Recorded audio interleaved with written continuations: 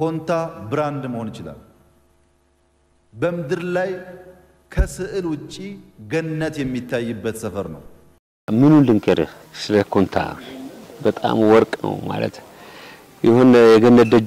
የገነት ደጃፍ የደረሰ ነው የሚመስለው በጣም ኦርጋኒክ ነው ሰው ረግጧቸው የማያውቁ ቦታዎች ያለበት ስፔስ ነው በጣም ተፈጥሯዊ የሆነ ቦታ ነው ማለት ሰው ከራሱ ጋር ከኦሪጂኑ ጋር መገናኘት ታቃለ ከጥንተ ፍጥረት ጋር እንደመገናኘት በሚሰማ ነገር ጥንት እግዚአብሔር ሲፈጥረን ከዛ ጋር ልክ በቃ እሱ ነው የመሰለ ነገር አለ በቃ ምድር በጥንተ ፍጥረቶችን ትመስላለች አላል ማለት በቃ ረሻሽም ዛፎች ፏፏቴዎች በጣም ውብ ወንዞች ትልቅ የዱር እንስሳት ዝሆን ምናምን አንበሳም ያለ በተረተረት የምትሰማቸው ነገሮች ሙሉ ያሉበት ስፔስ ነው እና የተረተረት ዓለም ይመስላል ስታዩ ማለት የማይሆን በኢማጂኔሽን ብቻ እንደዚህ በምናብ የምታየው እንጂ የእውነት የሚገኝ የማይመስሉ ነገሮች ሁሉ አሉ ተገኝተዋል ይታያሉ ይዳሰሳሉ እና በጣም ይገርማል የእጽዋቱ አይነት ብዛት የአዋፍቱ ብዛት ለሊት ስትነቃ የሚቀሰቅሱ አዋፍቶች ዜማ ልነግርህ አልችልም ከተናንሽ ነፍሳት ከነፍሳት በጣም ምን ልንገርህ ነው በጣም ድንቅ ነገር ነው የሆነ የተረተረት ዓለም የሆነ የእውነት የማይመስል ቦታ ውስጥ ቆይተናል ከዛ ደግሞ እዛ ቦታ ላይ እንደዚህ የመሰለ ይሄንን ቦታ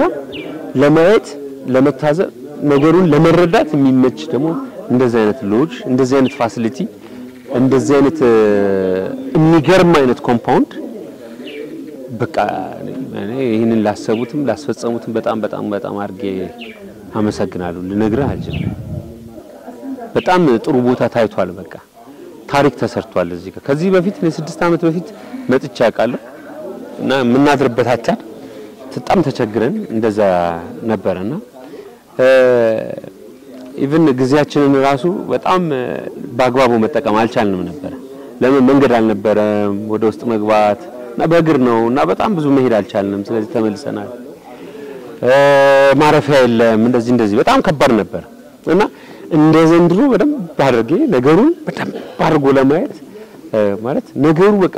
ተመልሼ እንድመጣ እንዲያጓጓኝ በቃ የበለጠ እንዲያጓጓኝ የበለጠ እንድረዳው የሚያር ኮምፎርታብል ስፔስ አልነበረምና አሁን እነዚህ የተሰሩት ሎጆች በጣም ተአምር ናቸው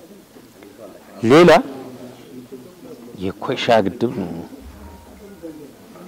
ምን ሆናል ማለት ይሄ ጃይጋንቲክ የሚሉታል ማለት የሆነ ሰው ተራራ ፈጥሮ በቃ 150 ሜትር ሆድ ያለው ተራራ ፈጥሮ የኦሞ ውሃ የሚገማሸረውን ያ ጠይሙን ያ ኦሞ ውሃ አረፍ እንዲል ከጉዞ አላር ደክሞ ኦሞ ደክሞት ነበር ይሄዳል የሚያሳርፈው እሱን በቃ የሚያሳርፍ አሳርፎ 120 ኪሎ ሜትር ሃይቅ 120 ኪሎ ሜትር ሃይቅ በጣም ብዙ ነው 120 ኪሎ ሜትር ማለት ከአዲስ አበባ ዞሃ ያልፎ ምናምን ድረስ ሃይቅ የሚፈጥር ትንግርት የሰው ልጅን ምል የመስራት አቅም የዘመን ምስክር በጣም ይገርም ነገር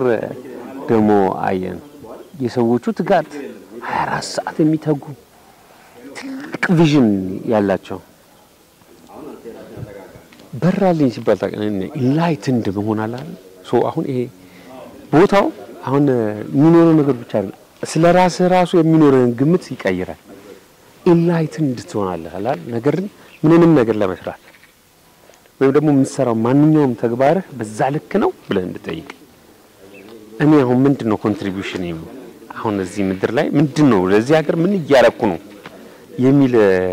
ጥያቄ ውስጥ ራሱ ተገባለህ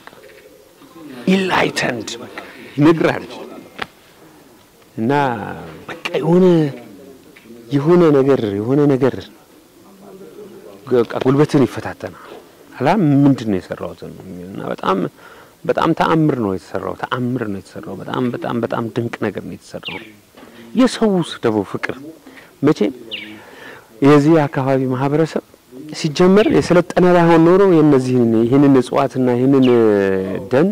እነዚህን የዱር አራዊቶች ጠብቆ አላ ከነሱ ጋር ተግባብቶ ከተፈጥሮ ጋር እንደዚህ ሆኖ አይቆይም እና ከተፈጥሮ የቀረበ ሰው ያለው ቸርነት ያለው መልካምነት ክብካቤው አላል በቃ አገር ቤት የመጣህ ነው የሚመስል ወንድሞች ቤተሰቦች አባት እናት ቤት እንደመጣ እንዲሰማህ ነው የሚያደርጉ በቃ ጠብርገፍ አድርገው በቃ ሲሉ በቃ ልነግርህ አልችልም በቃ ምን ትለዋል